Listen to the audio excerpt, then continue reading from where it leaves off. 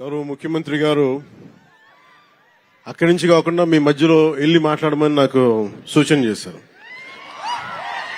ఎందుకంటే ఇది చాలా నా గుండెకి చాలా ఆత్మీయమైన సంఘటన. ఇది ఒక 3-4 సంవత్సరాల క్రితం మీరు ఎగ్జామ్స్ రాసి మీకు ఉద్యోగాలు వచ్చి కూడా మీకు నియామక పత్రాలు ఇవ్వకపోవడం, దాన్ని కోర్టు కేసులు అవ్వడం, ఈ రోజున ఇన్ని వేల మందికి దాదాపు 6,100 పోస్టులు ఈరోజు ఈ విధంగా ఒక పండగ వాతావరణం జరుపుకుంటున్నామంటే దానికి మూల కారకులు గౌరవ ముఖ్యమంత్రి శ్రీ నారా చంద్రబాబు నాయుడు గారు. నేను మనస్ఫూర్తిగా వారికి కూటమి ప్రభుత్వం రావాలి అని ఎందుకు ఇంత తపన పడ్డాను అంటే, మీ బంగారు భవిష్యత్తు పాడవకూడదు. మీలో ఎంతమంది ఇందాక ఒక్కొక్కరితో కథలు వింటా ఉంటే మీ 6,100 మంది దాదాపు 4 లక్షల పైచిలుకు యువత ముందుకొచ్చి పోటాపోటీగా ఎగ్జామ్స్ ప్రవేశ ఉత్తీర్ణ పరీక్షలు చేస్తే దాంట్లో కేవలం 6,100 మాత్రమే సెలెక్ట్ అయ్యారంటే అంత టఫ్ ఎగ్జామ్ ఇది. ఒక్కొక్కరు post graduation, BSc chemistry, MSc, MA, BSc computer science ఇవన్నీ చదువుకుని ఇంత చదువుకున్న వ్యక్తులు ఒక సమాజానికి రక్షణ ఇచ్చే ఒక కానిస్టేబుల్ ఉద్యోగానికి వచ్చినందుకు మీ అందరికీ పేరు పేరున హృదయపూర్వక ధన్యవాదాలు తెలుపుకుంటా ఉన్నాను.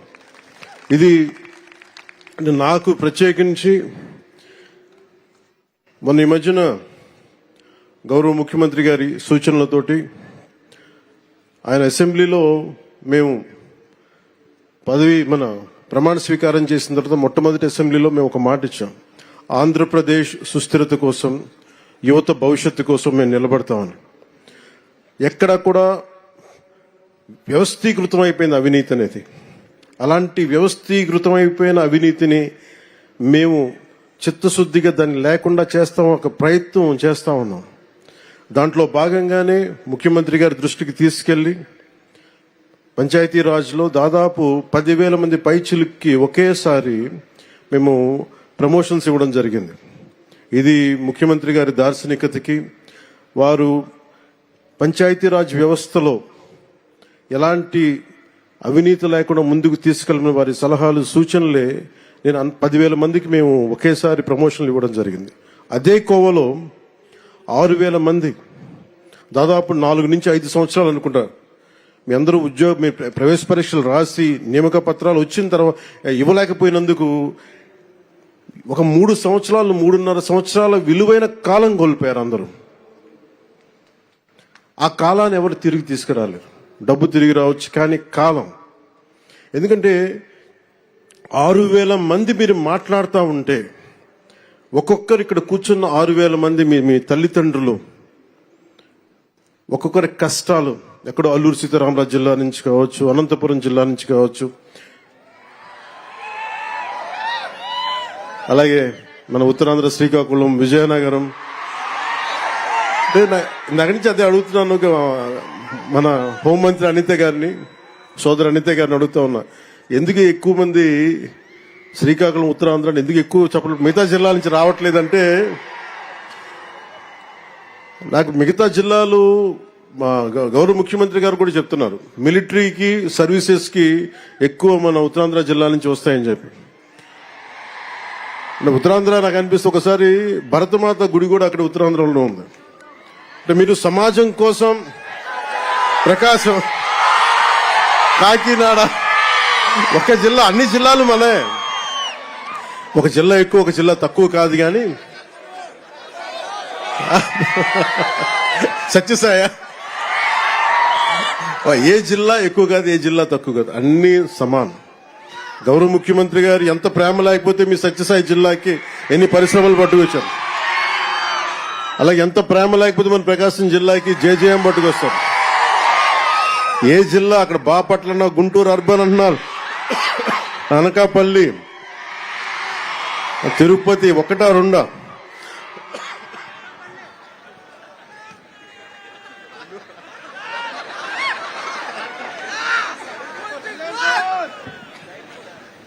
ఈరోజు ఇలాంటి పండగ వాతావరణం సందర్భంలో ఒక వ్యక్తి లోటు బలంగా తెలుస్తుంది. సోదరులు, గౌరవ మంత్రివర్యులు, ఐటీ మంత్రివర్యులు శ్రీ నారా లోకేష్ గారు లేని లోటు చాలా బలంగా తెలుస్తూ ఉంది.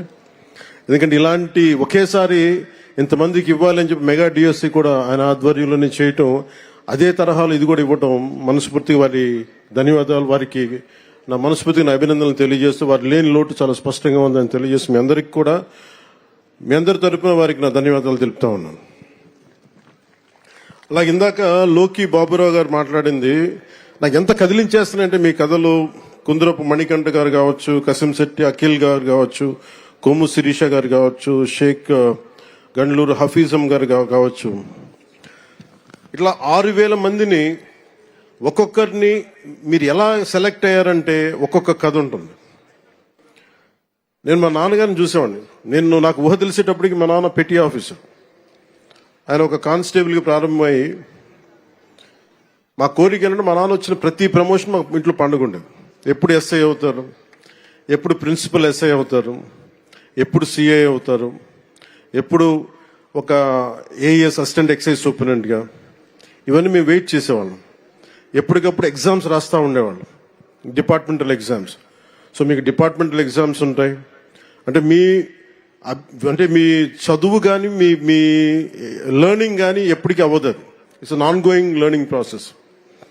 నాకు మీ అందరినీ చూస్తే నాకు ఎంత ఆనందంగా ఉందండి. ఇందాక గౌరవ ముఖ్యమంత్రి గారితో నాకు అవకాశం లభించింది, మీ అందరినీ చాలా దగ్గరగా చూసే అవకాశం, మొత్తం అన్ని జిల్లాల నుంచి ప్రతి ఒక్కరిని నమస్కరించడానికి, మీ తల్లిదండ్రులతో మాట్లాడటానికి ఎంత ఆనందం అనిపించిందంటే, నాకు మీ కళ్ళల్లో ఆ ఆనందం నాకు నా తల్లిదండ్రులను చూసుకున్నట్టు అనిపించింది. మీ అందరిని చూసాను, అంత అద్భుతంగా అనిపించింది నాకు. ఇక్కడ ఎంత కదిలించేసిందంటే ఒక్కొక్కరి కథలు.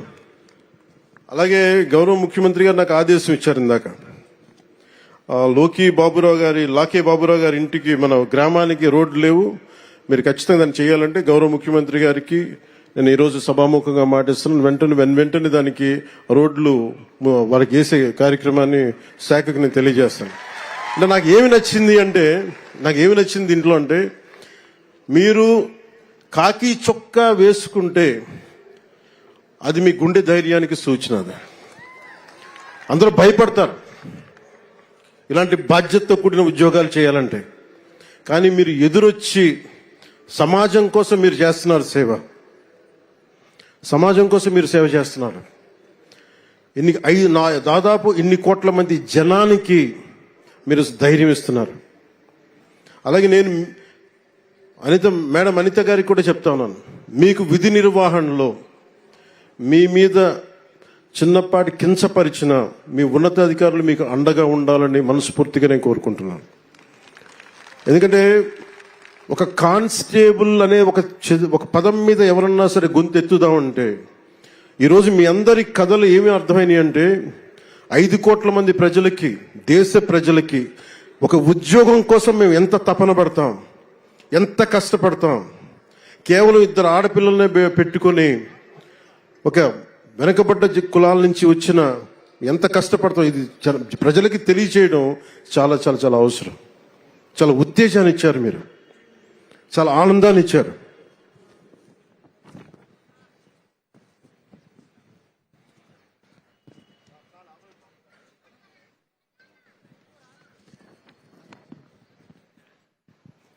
రెండు 2022లో కానిస్టేబుల్ ఉద్యోగాలు భర్తీ చేస్తూ ఉంటూ ఆర్భాటంగా నోటిఫికేషన్ ఇచ్చారు.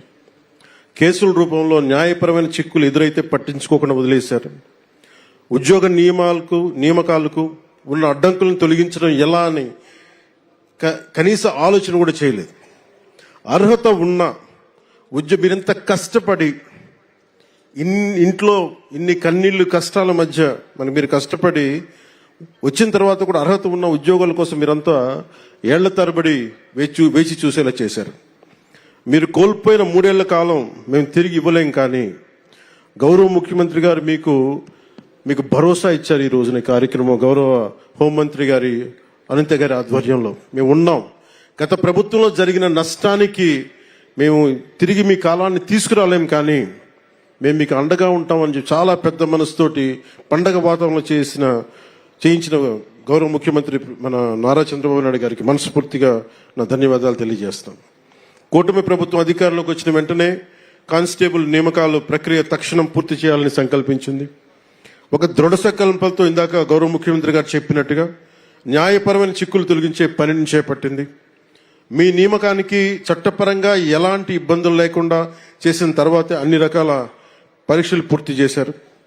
ఒకే రోజున ఒకేసారి ఇంతమందికి నియామక పత్రాలు అందజేయగలుగుతున్నారంటే ఇది గౌరవ ముఖ్యమంత్రి గారి దార్శనికతకి, సోదరి హోంమంత్రి అనిత గారి పట్టుదలకి, ఇది కూటమి ప్రభుత్వ నిబద్ధతకి నిదర్శనమే.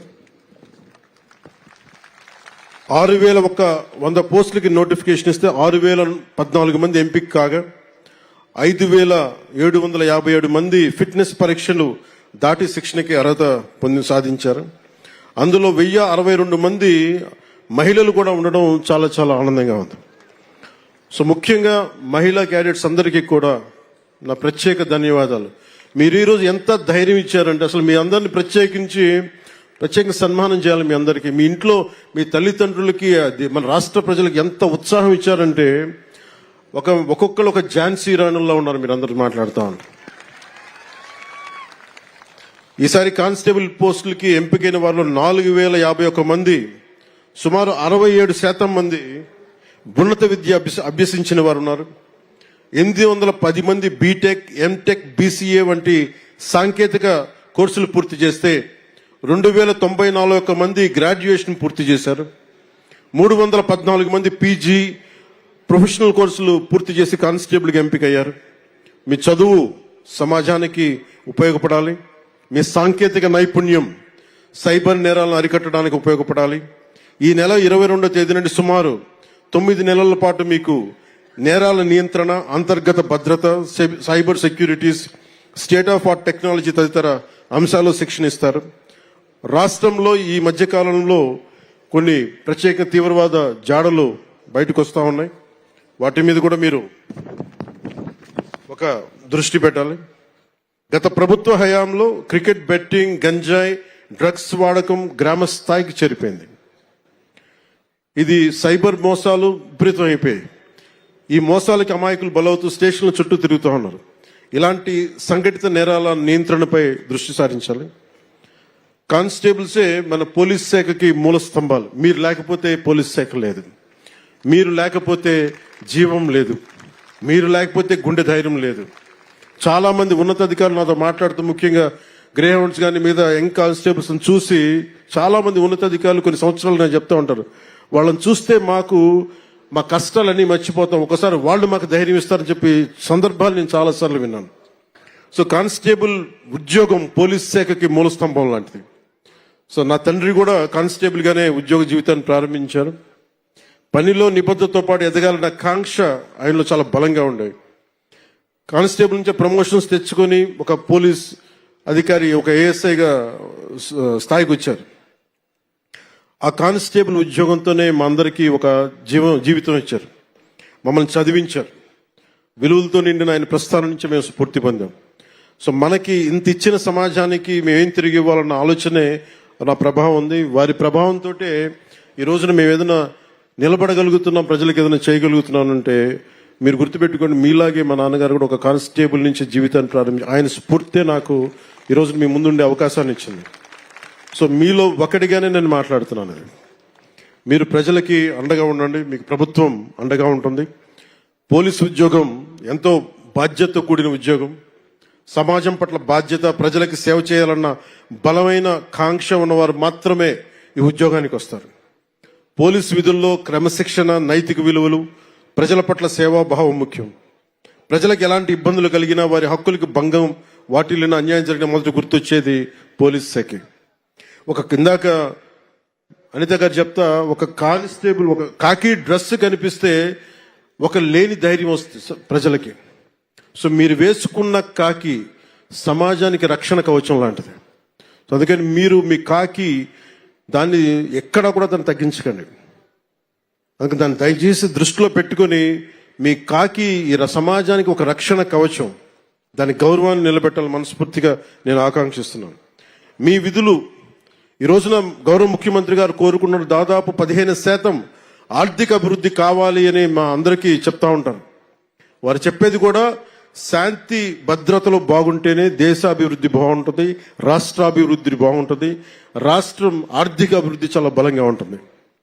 ఈ మధ్యన గౌరవ ఉత్తరప్రదేశ్ ముఖ్యమంత్రి గారు కూడా సడన్ గా ఇన్ని లక్షల కోట్లు ఎందుకు పెట్టుబడిగా వచ్చినాయి ఉత్తరప్రదేశ్కి యోగి ఆదిత్యనాథ్ గారు మాట్లాడుతూ ఉంటే, శాంతి భద్రతలు మేము బలంగా చేస్తున్నామే కాబట్టి మా రాష్ట్రానికి పెట్టుబడులు వస్తున్నాయని.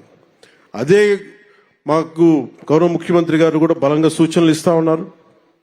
శాంతి భద్రతలను ముందుకు తీసుకెళ్లాలంటే మీరు ఇందాక చెప్పినట్టు మీరే స్తంభాలు, మూల స్తంభాలు. అందుకని రాష్ట్ర బడ్జెట్ కూడా, రాష్ట్ర ఆర్థికాభివృద్ధికి కూడా మీరే ఒకలాగా పిల్లర్స్ అవుతారు. ఎందుకంటే మీరు శాంతి భద్రతలను కనుక మీరు సరిగ్గా పర్యవేక్షించగలిగితే ఈ రాష్ట్ర అభివృద్ధిలో మీరు కూడా చాలా కీలకమైన భాగస్వాములు అవుతారు. నేను ఈ సందర్భంలో మీ దృష్టికి తీసుకొస్తా ఉన్నాను. అలాగే కొన్నిసార్లు పోలీస్ స్టేషన్కి వెళ్తే నాకు న్యాయం జరుగుద్ది అన్న ఒక ఆకాంక్ష అందరికీ ఉంటుంది. ఒకసారి అది కొన్ని సందర్భాల్లో కొంతమంది వ్యక్తులు వ్యక్తిగత ప్రవర్తన కొన్నిసార్లు చెడ్డ పేరు వస్తుంటాయి. దాన్ని దృష్టిలో పెట్టుకొని మీరు మంచి పేరు వచ్చేలా చేయాలి మనస్ఫూర్తిగా కోరుకున్న. అదే సమయంలో విధి నిర్వహణలో ఉన్న అధికారులకి ఎలాంటి ఇబ్బందులు ఎదురైనా ప్రత్యేకించి కూటమి ప్రభుత్వం, గౌరవ ముఖ్యమంత్రి నారా చంద్రబాబు నాయుడు గారి నాయకత్వంలో కూటమి ప్రభుత్వం మీకు అండగా నిలుస్తుంది. ఇటీవల ఒక గౌరవ మాజీ ముఖ్యమంత్రి గారు పోలీసు ఉన్నతాధికారులకు సైతం నేరుగా హెచ్చరికలు జారీ చేస్తా ఉన్నారు. మేము భవిష్యత్తులో వస్తాం, మేము చేస్తామంటే అంటే ఏ స్థాయికి వెళ్ళిపోయారో చూడండి. ప్రభుత్వ పోలీసు ఉన్నతాధికారులు కూడా బెదిరించే స్థాయికి వెళ్ళిపోయారు. ఇలాంటి మారాలి, ఉండాలి అంటే మేమందరం చాలా గట్టిగా ఉన్నాం. అదే స్థానంలో మీ మద్దతు సంపూర్ణంగా కోరుకుంటున్నాం. ఏ అధికారి కూడా, ఏ రాజకీయ నాయకుడు కూడా పోలీస్ అధికారులు కానీ ఒక పోలీస్ కానిస్టేబుల్ దగ్గర నుంచి ఉన్నత పోలీస్ అధికారి వరకు బెదిరిస్తే ఉపేక్షించదు నారా చంద్రబాబు నాయుడు గారి నాయకత్వంలోని కూటమి ప్రభుత్వం. చాలా చాలా బలంగా తీసుకుంటాం, దాన్ని బలహీనంగా తీసుకోం మేము. అంటే ఇచ్చే ప్రతి స్టేట్మెంట్ చాలా it will be keenly observed. అలాగే ఉన్నతాధికారులు కూడా మేము మీకు గైడెన్స్ ఇవ్వాలని మనస్ఫూర్తిగా కోరుకుంటూ, శాంతి భద్రత పరిరక్షణలో మన ఎవరం కూడా ఏ కులంలో పుట్టాలి, ఏ జిల్లాలో పుట్టాలి, ఏ రంగులో పుట్టాలి, ఎంత హైట్లో పుట్టాలి మన ఎవరికి చాయిస్ లేదు. కానీ ఎలా ప్రవర్తించాలి అన్నది మటుకు మన చాయిస్ ఉంటుంది. మనకి కవి సామ్రాట్ విశ్వనాథ సత్యనారాయణ గారు చెప్పినట్టుగా అన్ని అనర్థాలకి మూలం మానవ ప్రవృత్తి హేతువు కానీ వాని కులం కానీ, మతం కానీ, ప్రాంతం కానీ కాదు. దీన్ని మీరు బలంగా గుండెల్లోకి తీసుకోండి. ఎందుకు చెప్తున్నానంటే, ఇది కూటమి ప్రభుత్వం ప్రజల మాన ప్రాణ సంరక్షణ, శాంతి భద్రతల పరిరక్షణ ప్రాధాన్యత ఇస్తుంది. ముఖ్యంగా మహిళల భద్రత అత్యంత ప్రాధాన్యత ఇస్తున్నాం. శాంతి భద్రతల పరిరక్షణలో తరతమ భేదాలు చూడడం, కులం, మతం, ప్రాంతీయత అనే తేడాలు చూడడం. కొత్త కానిస్టేబుల్స్ అందరూ కూడా అదే పందాన్ని అనుసరించాలి. మీ ఉద్యోగ జీవితంలో మీరంతా మరింత ఉన్నత శిఖరాలు చేరుకోవాలి మీ అందరికీ తెలియజేసుకుంటూ, నేను I wish you all the best, great future. జై హింద్.